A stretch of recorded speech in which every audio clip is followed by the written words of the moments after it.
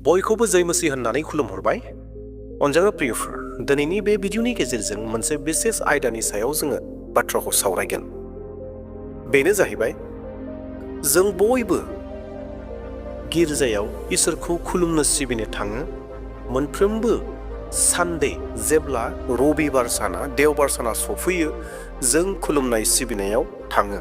आरो बेनि अनगायैबो जोंहा गोबां मण्डलिफोरहा गोबां आलादा आलादा दिनफोरावबो खुलुमनाय सिबिनाय थानो हागौ।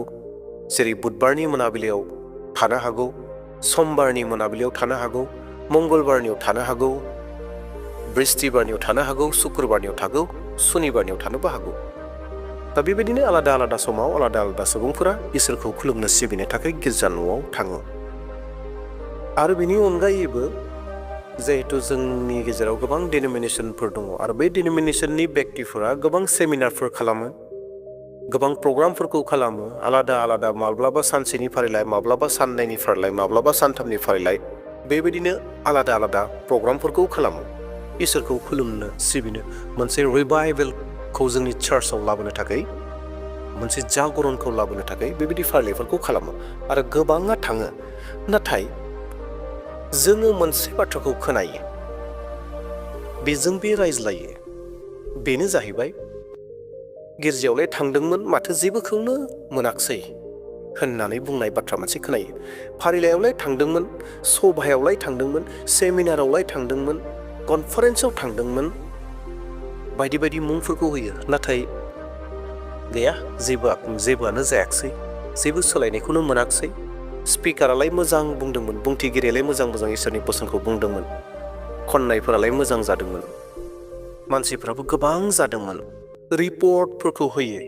नाथाय आंनि जिउआव, गावनि जिउआव, बेक्तिगत जिउआव हले आं जेबो सोलायनाय मोनाखसै एबा आं जेबो आशीर्बाद मोनासै होननानैसो गोबां बेक्तिफोरा रायज्लायलायो, बेबायदि बाथ्राखौ खोनायो। दा दिनैनि बे भिडिअनि गेजेरजों बे बिसयावनो सावरायगोन जे जोङो गिर्जायाव थांनायनि उनावबो जों मानो आशीर्बाद मोननो हाया एबा जों माबा मोनसे मोनदों होननानै गावखौ मानो मोनदांथि जानो हाया। दिनै जोङो बे बिसयाव बाथ्राखौ सावरायगोन। दा बेवहाय अनजाग्रा प्रियफोर, नोंथाङा जेन आं जेन जेब्ला गिर्जायाव थाङो, बबेबा सेमिनाराव थाङो, बहाबा माबा मोनसे सोलोंनो थाङो, इसोरखौ खुलुमनो सिबिनो थाङो, जों आशीर्बाद मोनो, जों बेखौ जेन रोखा जानो हायो। आरो आशीर्बाद मोना बेखौ जेन जों रोखा जानो हायो, बेवहाय भिडिअखौ जोबजासिम नायगोन।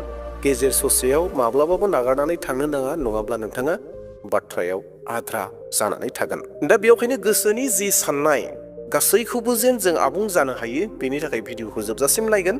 आरो लोगोसे खावलायनो हास्थायबाय, सोरबा जुदि चेनेलाव गोदान फैदोंब्ला चेनेलखौ साबस्क्राइब खालामना लागोन। बेबायदिनो इसोरनि बोसोनफोरखौ मोनबाय थानो हायो आरो लोगोसे भिडिअखौ शेयार खालामनानै होगोन आरो लोगोसे मोनसे लाइक होनानै गालांगोन। इसोरनि बिसाफोर, बे जोंनि मोनसे गिदिर इसु, जोंनि मोनसे गिदिर जेंना, गिदिर प्रब्लेम। गिर्जा न'आव इसोरखौ खुलुमनो सिबिनो थांनाया साफ्रोमबो ख्रिस्टियानफोरनि मोनसे जिउनि बाहागो। बेखौ मावथारनांगौ, बेखौ खालामथारनांगौ, बे जोंनि बिबान, बे जोंनि खामानि, बे आत्मिक जिउनि मोनसे खामानि। नाथाय जोङो नुनो मोनदों दि गोबां फोथायारिफोरा बे बाथ्राखौ बुङो, गिर्जायाव थांनायनि उनावबो आंहा जेबो जायाखसै, फारिलाइयाव थांनायनि उनावबो आंहा जेबो जायाखसै, सभायाव थांनायनि उनावबो आंहा जेबो जायाखसै, जेरै थांदोंमोन बेबायदिनो फैदों होननानै गोबाङा बुङो आरो बेखौ खोनायो। दा बाथ्राया मानो बेबायदि मानो जायो? बे जानायनि गुबै जाहोनखौ मोनथिनो थाखाय प्रेक्टिकेलि माखासे बाथ्राफोरखौ नोंथांमोना लाबोनो नागिरदों। बेफोरनि गेजेरजोंनो नोंथांमोना रोखा जानो हागोन जे बेनि थाखाय जोङो गावखौ हमदांनो हाया जे आं आशीर्बाद मोनदोंना मोनाखै, बे बाथ्राखौ जोङो मोनथिया। बेनि जाहोना जाहैबाय प्रेक्टिकेलि बाथ्रा लाबोनो नागिरदों। हमनानै ला, सासे आइजोआ दैहु लाना थांदों दैखराव दै लायनो थाखाय। नाथाय दैहुआ खालि ना आबुं, बेखौ जों नायनो नांगोन। अनजाग्रा प्रियफोर, जुदि दैहुआव अलरेडि दैयानो दंखायोब्ला, दैयानो आबुं जानानै दंखायोब्ला, जेसेबांखि दैखरनिफ्राय दैखौ खावनानै होआ मानो बे खावनानै होनाय दैया आद्रिसो जागोन, बे दैहुनि सिङाव थानाय नङा। मानोना अलरेडि दैहुनि सिङाव दैया दंखायो। दा बेयावहाय थाखानाय दैखौ जेब्लासिम गारनाय नङा बै समसिम बै दैया बेयाव थानाय नङा। दैहुआव जुदि आबुं दैयानो दंखायोब्ला जेसेबां लुब्लाबो खामानि जानाय नङा। जों जुदि दैहुनिफ्राय गोदान दैखौ लाबोनो नांगौब्ला, गोग्गो दैखौ लाबोनो नांगौब्ला दैहुआव थाखानाय बोराय दैखौ जोङो नागारनो नांगोन, गारनो नांगोन। बे गाज्रि जानाय सानथाम जाबाय, सानब्रै जाबाय, सानबा जाबाय, बेबायदि गाज्रि दैखौ गारखांनायनि उनावसो दैखरनि गोदान दैखौ दैहुआव सोनो हागोन। अनजाग्रा प्रियफोर, थिग बेबायदिनो जों जेब्ला गिर्जायाव थाङो एबा बबेबा सभायाव थाङो एबा सेमिनाराव थाङो एबा बबेबा क्लासाव थाङोब्ला थांनायनि सिगाङाव जोङो जोंनि गोसोखौ लाथिख' खालामदों ना खालामाखै? जिर' खालामदों ना खालामाखै? शून्य खालामदों ना खालामाखै? जों जुदि गावनि गोसो इसिङाव जुदि गावखौ नम्र खालामनानै शून्य खालामनाय लायाखैब्ला बे गोदाना माबायदि हाबगोन? जेराव इसोरनि बोसोनखौ, जेराव इसोरनि आशीर्बादखौ जोङो लायनो थांगासिनो दङ।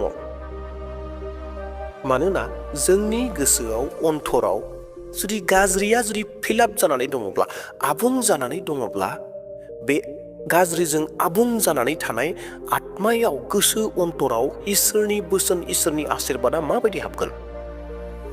बे हाबनाय नङा। आंनि गोसोआव जुदि दुगायानो बुंफबनानै दङब्ला, आंनि दुगाखौ लानानै जुदि आं गिर्जायाव थांदोंब्ला, आंनि दुगाखौ जुदि आं नागाराखैब्ला, सोरखौब्ला आङो मेगन सानाय गोसोखौ लानानै जुदि आं गिर्जायाव थांदोंब्ला, सोरखौबा मुगैनाय गोसोखौ जुदि आं गिर्जायाव थांदोंब्ला, बबेबा सभायाव थांदोंब्ला, मेगन सानाय गोसोखौ, रागा गोसोखौ, मुगैनाय गोसोखौ जुदि लानानै थांदोंब्ला, बेयाव इसोरनि बोसोना माबायदि हाबगोन? दा बेयावहाय जोङो जेब्ला इसोरनि खाथियाव, इसोरनि मन्दिराव इसोरखौ खुलुमनो, सिबिनो, इसोरनिफ्राय आशीर्बादखौ जुदि जों लानो थाङोब्ला, थांनायनि सिगाङावनो जोङो जिर' जाखानांगौ गावनो। बे गाज्रिजों सुफुंजानानै थानाय आत्माखौ लाथिख' खालामनानै लाखानांगौ। अब्लासो जेब्ला जोङो गोथार गिर्जा न'आव इसोरखौ खुलुमनो, सिबिनो थांगोन, इसोरनि आशीर्बादा अब्लासो बेयाव हाबनो थाखाय खाबु मोनगोन। जों जुदि अहंकार गोसोखौनो लानानै गिर्जायाव थाबाय थायोब्ला, दुगा गोसोखौनो लानानै जुदि थाबाय थायोब्ला, मेगन सानाय गोसोखौनो लाबाय थायोब्ला, निमाहा होनो रोङै गोसोखौनो जुदि लानानै जुदि गिर्जा न'आव थाबाय थादोंब्ला, इसोरनि बोसोना जोंनियाव माबायदि हाबनो? मानोना गोसोआव, अन्तराव बै गाज्रियानो बुंफबनानै दङ। जेसेबांखि गोदान दै लुनो नागिरा मानो, जेसेबांखि मोजां दैखौ लुनो नागिरा मानो, दैहुनि बोराय दैखौ जेब्लासिम गारनाय नङा बै समसिम गोदान दैया हाबनाय नङा। थिग बेबायदिनो जोंनि जिउआवबो बेबायदिनो जायो। इसोरनि फिसाफोरा नोंथांमोननो मोनसे गुसुं जारिमिन बुंनानै होनो नागिरदों, जि जारिमिना नोंथांमोननो लागै बाथ्राखौ बुजिनो थाखाय गोबां मदद खालामगोन आरो आशीर्बाद मोनगोन।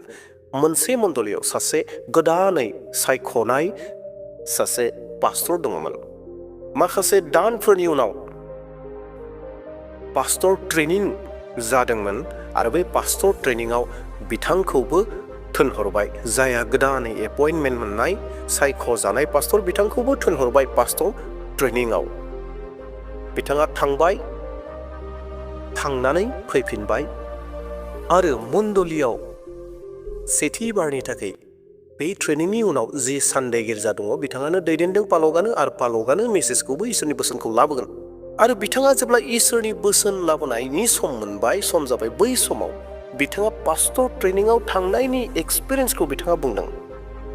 आरो बिथाङा गोबां दुखुजों बे बाथ्राखौ बुंदों, एक्सपिरियेन्सखौ। बे एक्सपिरियेन्सआ बिनिया बेबायदिमोन, पास्टरनिया जे अनजाग्रा प्रियफोर, मण्डलीनि फोथायारिफोर, पास्टर ट्रेनिंआव आं थांनानै आङो जेबो रोङाखसै होननानै पास्टरा बुंनायसै। आरो आङो मानो थारैनो जेबो रोंबोआखसै, आङो जेबो डिसिसन लाबोनो हायाखसै, मानो? बेनि कारना नैबे। बिथाङा गावनि जाहोनखौबो मोनथिदों जे मानो, मा कारननि थाखाय आङो आशीर्बाद मोनबोआखसै, जेबो सोलोंबोनो हायाखसै। बिथाङा बे बाथ्राखौनो बुंबाय, मानोना आङो जुदिअ पास्टर जादोंब्लाबो पास्टर ट्रेनिंआव थांनायनि सिगाङावनो आंनि गोसोखौ आङो लाथिख' खालामाखैमोन। बे ट्रेनिंआव थांनायनि सिगाङावनो आंनि गोसोआव दुगाया दङमोन। आंनि रोंगौथिखौ लानानै आं दुगायाव दङमोन। आङो गावखौ दुगा खालामोमोन। मेगन सानाय गोसोफोरा दङमोन। नायनो बानाय, रागा जोंनाय बेफोर गासै गोसोफ्राबो दङमोन। बेफोरखौ लानानै आङो ट्रेनिंआव थांदोंमोन। दा बेयावहाय आं ट्रेनिंनिफ्राय जेबो सोलोंबोनो हायाखिसै। ट्रेनिंआव आं जेबो आशीर्बाद मोनाखिसै इसोरनिफ्राय होननानै बिथाङा थोंजों बुंनायसै। आरो मण्डलीनि मानसिफ्रा गोबां सोमोनांबाय बे बाथ्राखौ खोनानानै। आरो प्रेक्टिकेलि बे बाथ्राखौ पास्टरा गोसो गोरबोनिफ्राय रंजानानै बुंदों। आरो जोबनायाव बेखौनो पास्टरा बुंबाय, ट्रेनिंआव थांनानै फैखांनायनि उनावसो आङो न'आवसो बे बाथ्राखौ सोलोंफैबाय। दिनै आङो ट्रेनिंनि उनाव सेथि गिर्जा सामलायदों आरो दिनै आङो गिर्जायाव फैनायनि सिगाङावनो आं गावखौ इसोरनि गुरियाव गथायदों, आं लाथिख' खालामदों आरो दिनै आं गाव आशीर्बाद मोननायखौ मोन्दांथि मोनदों होननानै पास्टरा बुंनायसै, स्वीकार खालामनायसै। ख्रिस्ट'प्रियफोर, जोंनियाबो बेबायदि जायो। जोङो मोनफ्रोमबो देवबाराव थाङो, नाथाय गोबां सुबुंफोर दङ, गोबां फोथायारिफोर दङ, देवबार गिर्जायाव थांनाया मोनसे हुदा बायदिल' खालामनानै लादों। हुदा खालामनायजों जों आशीर्बाद मोननाय नङा। हुदाया जोंखौ देरहा होनाय नङा। हुदाया जोंखौ आशीर्बाद लाबोनाय नङा। नाथाय जोंनि गोसो अन्तराव जों जुदि दद्र' जानो हायाखैब्ला जोंबो बै फैगोन देवबारावबो जों आशीर्बाद मोननाय नङा। बै फैगोन देवबारावबो मोननाय नङा। 2026नि देवबारफोरावबो मोननाय नङा। 2026नि सभाफोरावबो मोननाय नङा। कनफारेन्सफोराव मोननाय नङा। सेमिनारफोराव मोननाय नङा। माबा मोनसे प्रेयार प्रग्रामफोरावबो मोननाय नङा। मानोना आङो गोसोआव दुगाखौ लानानै दंबाय थायो। बे दुगाखौ लानानै प्रग्रामफोराव थांबाय थायोब्ला आङो माब्लाबाबो आशीर्बाद मोननाय नङा। आं जुदि इसोरनि गुरियाव गावखौ लाथिख' खालामनानै थाङाब्ला। जोबनायाव मोनसे इसोरनि बोसोन फरायनो हास्थायदों। जाकुब 4:10 फोरबोनि सिगाङाव गावखौ फुदै, बिनो नोंसोरखौ फोजौगोन। प्रभु के सामने नम्र बनो तो वो तुम्हें शिरोमणि बनाएगा। Humble yourselves before the Lord and he will lift you up. Praise the Lord. बेनिखायनो इसोरनि बोसोना जोंखौ मा परामर्श होदों? इसोरनि सिगाङाव दद्र' जा। इसोरनियाव लागारबो दद्र' जा। जेब्ला जोङो इसोरनियाव दद्र' जागोन, इसोरा जोंखौ मोनफ्रोमबो फारिलाइफोराव आशीर्बाद होगोन। मोनफ्रोमबो देवबाराव आशीर्बाद होगोन। मोनफ्रोमबो सेमिनाराव, मोनफ्रोमबो सभायाव, मोनफ्रोमबो कनफारेन्सफोराव जेरावबो आशीर्बाद खालामगोन। इसोरनि सिगाङाव दद्र' जानानै जोङो थांनो नांगौ। इसोरनियाव थांनायावनो जों जुदि गावखौ दुगा खालामनानै, गावनि बे अन्तरखौ जुदि मैलाजों, गाज्रिजों जुदि जोङो बुंफब होनानै थाङोब्ला, बे गाज्रि जाखानाय अन्तराव जेरै आबुं जानानै थानाय दैहुआव गोदान दैया हाबा, थिग बेबायदिनो इसोरनि आशीर्बादा फैनाय नङा।